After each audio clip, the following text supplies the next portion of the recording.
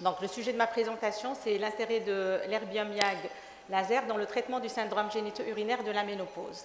Donc, un sujet d'une importance capitale dans le domaine de la santé féminine. La ménopause est un passage inévitable dans la vie d'une femme. C'est une étape incontournable qui peut avoir des implications significatives sur le bien-être des femmes. Le corps y vit un véritable bouleversement hormonal ayant des répercussions physiques et psychiques. Elle est bien redoutée par un bon nombre de femmes. Quant à la prévalence, le nombre de femmes ménopausées ne cesse d'augmenter. La ménopause va toucher en 2025 12% de la population mondiale, c'est-à-dire que plus d'1 milliard de femmes seront ménopausées en 2025. Certes, la ménopause n'est pas une maladie, cependant, elle peut être responsable de complications avec un impact négatif sur la qualité de vie de ces femmes. La ménopause se caractérise par une diversité de symptômes qui varient d'une femme à l'autre, allant de bouffées de chaleur, de troubles du sommeil, au changement d'humeur, aux signes génito-urinaires, etc. Tous ces symptômes peuvent avoir un impact significatif sur le bien-être physique, émotionnel et social des femmes en cette période de transition. Intéressons-nous à un autre facteur clé qui est l'espérance de vie, qui a considérablement augmenté grâce au progrès de la médecine. En 1917, l'espérance de vie était de 47 ans chez les femmes et selon les estimations pour l'année 2025, l'espérance de vie devrait être de 82 ans. Et par conséquent, la femme vit presque la moitié de son âge après la ménopause. En 2020, une étude a été réalisée en France sur 5000 femmes ménopausées âgées de 50 à 65 ans. Elle a révélé que 87% de ces femmes ont été affectées par au moins un symptôme de la ménopause. 67% de femmes ont été touchées par des symptômes génito-urinaires. Et il n'y avait que 6% de ces femmes-là qui ont reçu un traitement hormonal. Une autre étude a été réalisée dans plusieurs centres en France, portant sur plus de 1000 femmes traitées pour cancer du sein. Donc, une ménopause induite a été installée et le constat était que 96% souffraient d'au moins un symptôme du syndrome génito-urinaire et 60% souffraient de sécheresse vaginale avec perturbation de la vie sexuelle. Et maintenant, plongeons dans le vif du sujet. En 2014, la terminologie du syndrome génito-urinaire a remplacé l'atrophie vulvo-vaginale pour mieux comprendre la complexité et la diversité des symptômes afin de viser une prise en charge plus holistique. Ce syndrome est assez fréquent et lié au processus du vieillissement et à l'insuffisance oestrogénique. Il s'agit d'une affection chronique et évolutive. Elle peut regrouper des manifestations de la sphère génitale type sécheresse vulvo-vaginale, dyspareunie, brûlure, prurite. Il y a aussi des manifestations de la sphère urinaire type pollakiurie, dysurie, urgenturie, incontinence.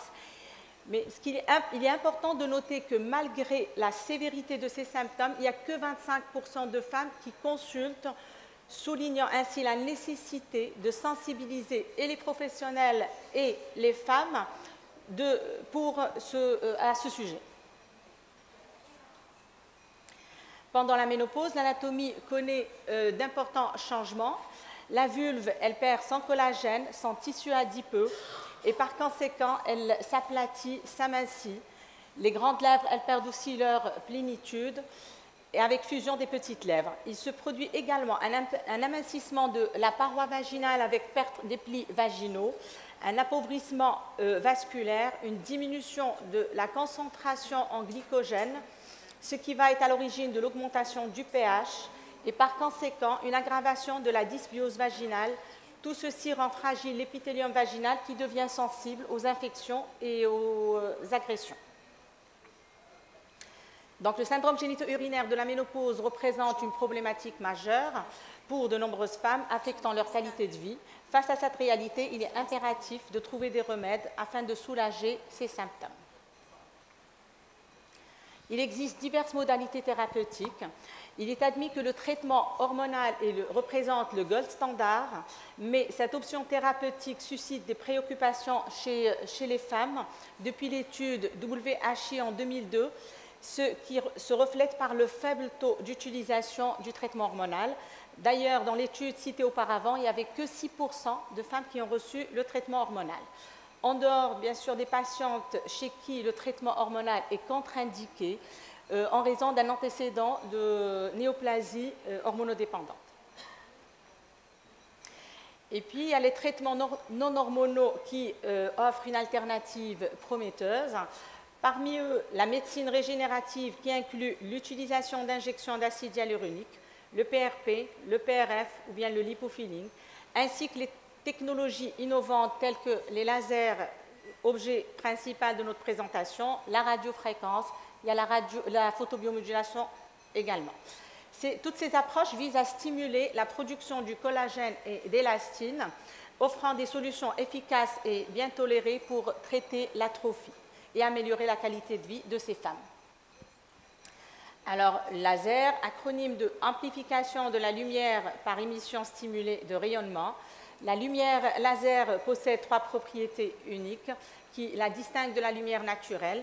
Elle est monodirectionnelle, contrairement à la lumière naturelle qui se propage dans toutes les directions.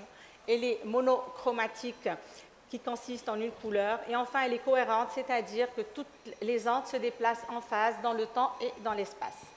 Ces propriétés permettent à l'énergie laser d'être livrée de façon précise et contrôlée.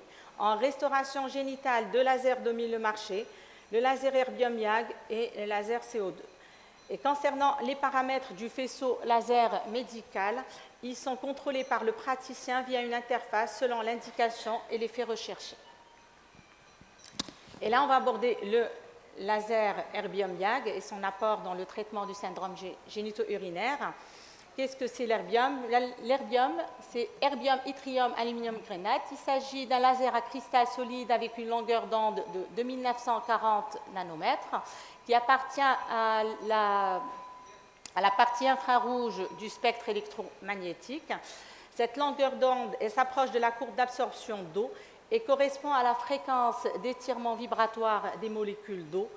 L'erbium, elle cible l'eau dans les tissus, ce qui implique un échauffement contrôlé induisant une régénération tissulaire. Quant aux quantités d'énergie à délivrer sont déjà préétablies de façon soit à provoquer un échauffement ou une ablation, en contrôlant 2 composants qui sont l'affluence et la durée d'impulsion. Concernant le mode smooth de l'erbium, est une fonctionnalité exclusive brevetée par Photona. Il s'agit d'une procédure non invasive, non ablative. Il se produit une séquence d'impulsions de faible puissance à l'intérieur d'une impulsion très longue de 250 millisecondes, entraînant une augmentation de la température sans ablation. La stimulation thermique est à l'origine d'une régénération tissulaire. L'erbium YAG va permettre une stimulation de la production du collagène, ce qui optimise la fermeté et l'élasticité des tissus. Il favorise la néovascularisation, ce qui améliore le flux sanguin.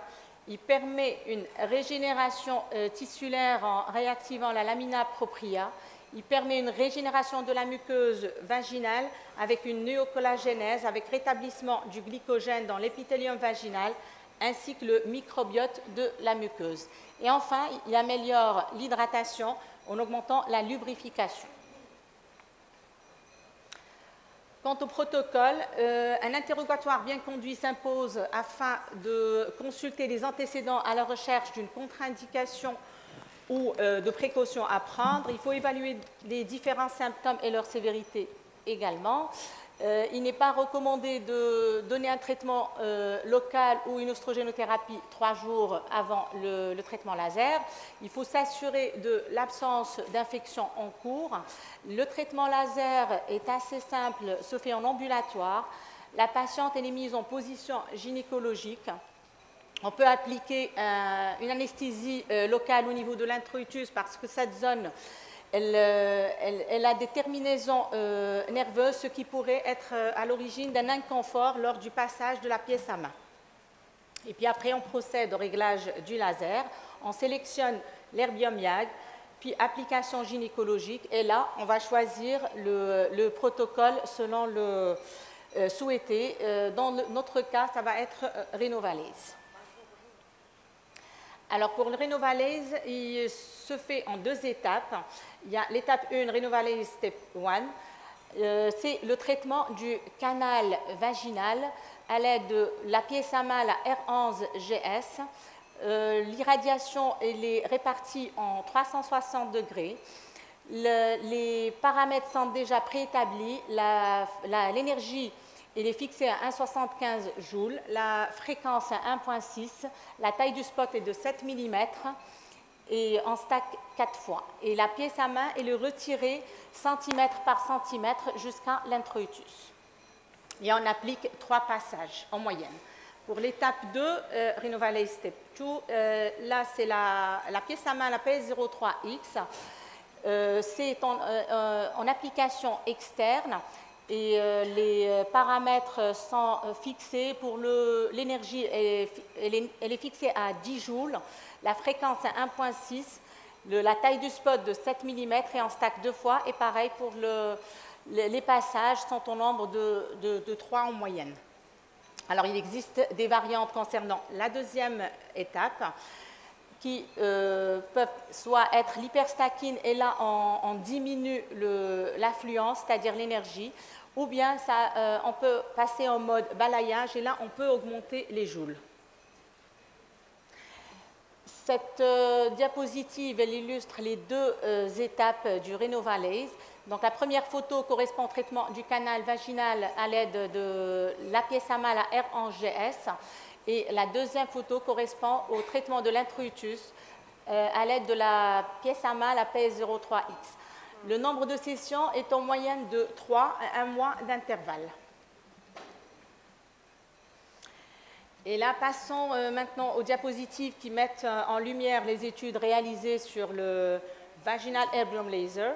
Il s'agit d'une première étude de Gambaccini à propos du traitement par erbium YAG concernant le syndrome génito-urinaire. Cette étude a inclus 205 femmes ménopausées qui ont reçu 3 séances d'erbium YAG. L'évaluation des résultats a été portée sur 24 mois et elle a été basée sur l'échelle visuelle VAS et l'indice objectif de santé vaginale VHIS. Les études ont montré une amélioration des symptômes avec diminution du score VAS et augmentation du VHI.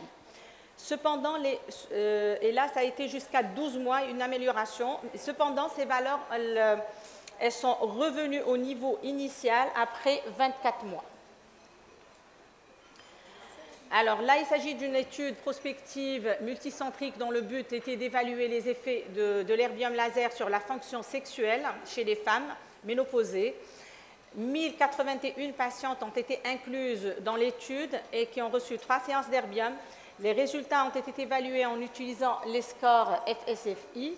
Les résultats ont montré une amélioration de la fonction sexuelle sur un suivi de 24 mois.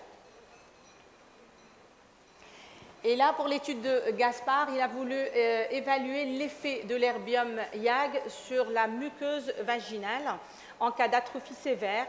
Et donc, cette étude, elle a inclus peu de patientes, mais des biopsies ont été réalisées en début du traitement et 3 mois après la fin du traitement. Elles ont reçu 2 séances d'erbium YAG. Une amélioration clinique a été observée en évaluant les différents scores VAS et VHI. Et en même temps, sur le plan histologique, il y avait une nette augmentation de la trophicité et de l'épaisseur de la muqueuse vaginale. Pour cette étude de Gambaccini, elle a inclus 43 survivants de cancer du sein après la ménopause qui ont été traités par 3 applications laser séparées d'1 mois. L'évaluation clinique a été faite 3, 6 mois, 12 mois et 18 mois à l'aide d'outils comme le score, le VAS et le VHI. Cette étude suggère que le laser vaginal est efficace pour le traitement du syndrome génito-urinaire chez les survivantes de cancer du sein. Pour cette étude rétrospective de Tiziana, en fait, elle a concerné 64 femmes ménopausées souffrant de dyspareunie post-ménopausique. Ces femmes ont été divisées en 2 groupes ayant reçu 2 protocoles d'herbium-YAG. Il a été noté une amélioration de la dyspareunie dans les deux groupes, mais avec une supériorité du groupe qui a reçu l'hyperstacking. Docteur Kendry, il vous reste 5 minutes. C'est bon, moi j'ai fini. Merci. Et là, cette dernière étude prospective de Gambaccini qui a évalué deux protocoles d'herbium-YAG et le deuxième herbium-YAG et NDIAG, les résultats ont été satisfaisants dans les 2 groupes, mais avec une supériorité du deuxième groupe qui a reçu le traitement combiné.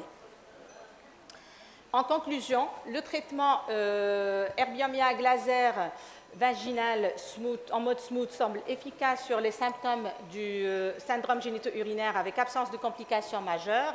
L'efficacité et la sécurité de cette procédure sont des points essentiels à retenir. Il s'agit d'une thérapeutique non invasive, non ablative, avec une nette amélioration de la qualité de vie. Donc nous ne pouvons que nous réjouir de cette avancée technologique à condition de se former afin de poser les bonnes indications. Cependant, des études randomisées sont nécessaires pour comparer les thérapeutiques et pour évaluer la durée des effets thérapeutiques et la sécurité des applications répétées. Et je vous remercie pour votre attention. Merci.